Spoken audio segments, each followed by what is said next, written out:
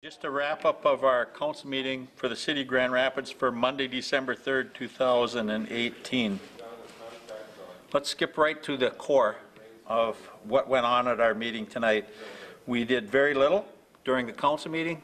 We had about 6 items on the agenda, nothing pressing other than we did talk a little bit about IT and some of the impacts of IT, and then we had a GASB procedure that has to be done on GASB 75 for accounting standards for the city that we're obligated to do in 2-year increments. So for 19 and 20 we did that through. The bulk of our meeting tonight was and the work session was preparation work for the council from the standpoint of reviewing our proposed budget and levy for a presentation at our Truth in Taxation meeting this evening with residents from the City of Grand Rapids. We started the public hearing at 6 o'clock sharp, and it is now about 10 minutes to 9. So after almost 3 hours of discussion, listening to residents, of which we did hear from a lot, we had 15 residents that got up and spoke, which was probably half of the residents that were here. But I think after about 15 of them, the common thread and the common concerns had all been addressed. I did write down some of the issues. People wanted to know who sets the valuation for property taxes in the city on our properties. People wanted to know why and how is fiscal disparities collected and distributed, and why we are forced into that process. People wanted to know what happens, why assessments are assessed, and why it's not built into a city's budget on a yearly basis. Why don't you just budget? I think our city administrator said that we typically spend about $2 million a year from a debt levy standpoint to do roads and stuff. Why you just don't collect that? If you did that, your levy would go up. And the thought behind that part of it was, you've got people out there over the last 15 years as we've done road work and fixed roads that have been paying their assessments or have paid their assessments off for road repairs in front of their house, and to now say that we're just going to spread that $2 million across the whole city on a year-to-year basis is certainly not fair to the residents that have been doing it over a period of time. Thus the discussion came up about sales tax and how we were trying to use sales tax to offset and to try and collect and to do those projects going forward. So keep in mind that that is going to be coming up again at some point in time in the future. How can we do and how can we provide some of the services and functions that we need as a city without it being 100% on the back of the residents? There was a question that came up from the audience when they were looking at their tax statements. Why the shift from commercial, industrial over to residential? And another question, what can the residents do to get more involved in the process? What is there some community action panels that we can form as we're going through the budgeting process?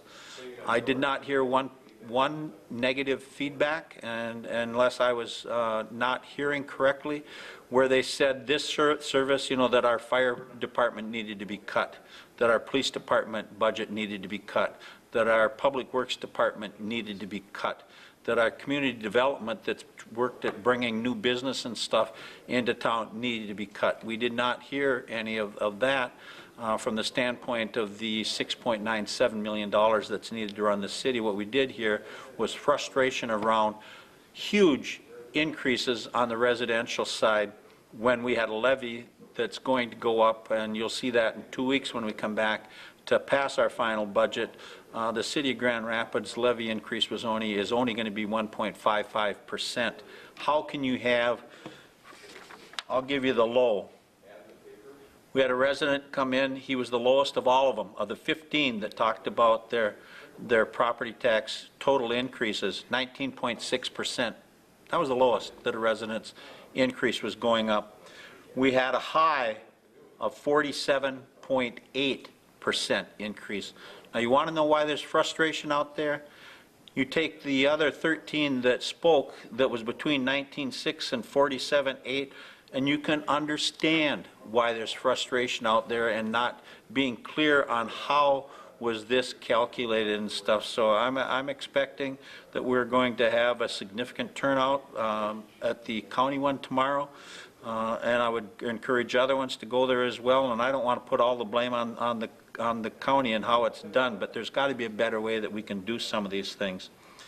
Another thing that came up from the residents is, why has LGA been declined from what it was in 2002 when we received about, as a city, $1.7 million, and we receive about $1.3 million now. So a $400,000 decrease in what comes back from the state of Minnesota to the city of Grand Rapids to help run.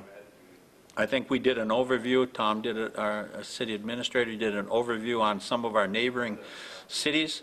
When at the low point a few years back, the city of Grand Rapids was getting just under $1 million of local government aid back, when at the same time the city of Bemidji was getting $3 million.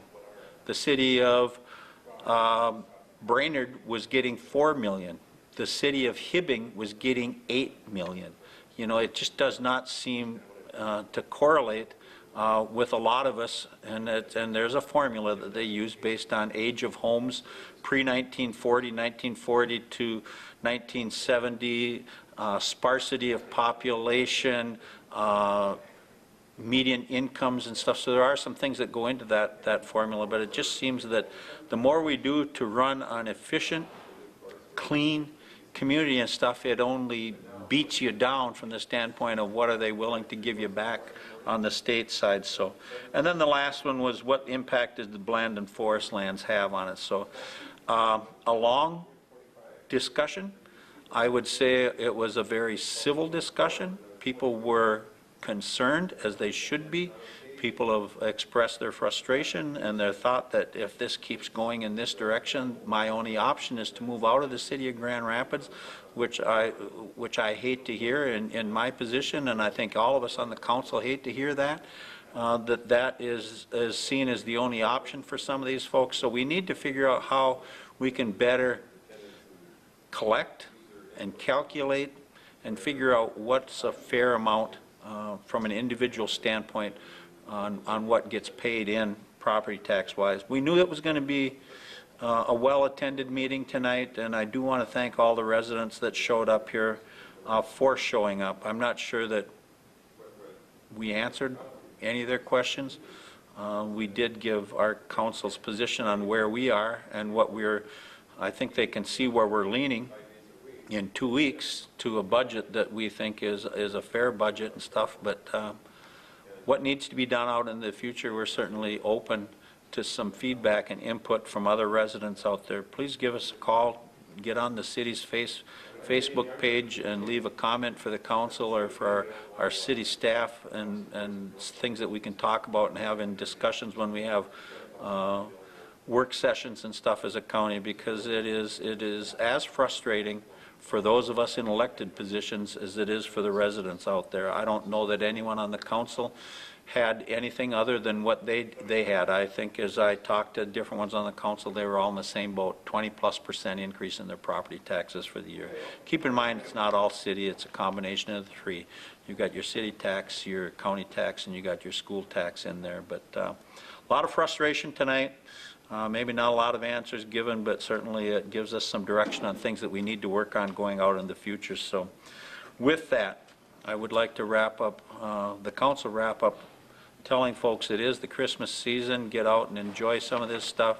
Please have a happy holiday and stuff if you don't see us and stuff in the, I'll do another wrap up on the 17th, but please get out there and enjoy this community. There's a lot of activities from Visit Grand Rapids, other things that are happening in Grand Rapids.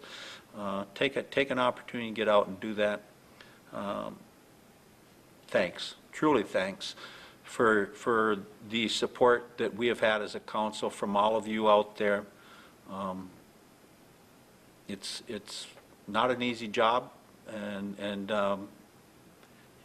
please, if there is an opportunity and you have a willingness to want to help this community move forward, we'll have elections again in 2 years for a lot of these positions. People can come on. I don't know of anybody out there that doesn't want two things: They want to live in a safe community where they're comfortable and they can put their head on a pillow and be safe and stuff at night. And that's our goal as a city as well. So once again, thank you for the opportunity to serve, and please get some comments back into us if you've got some feedback for us as the city. So with that, have a good evening.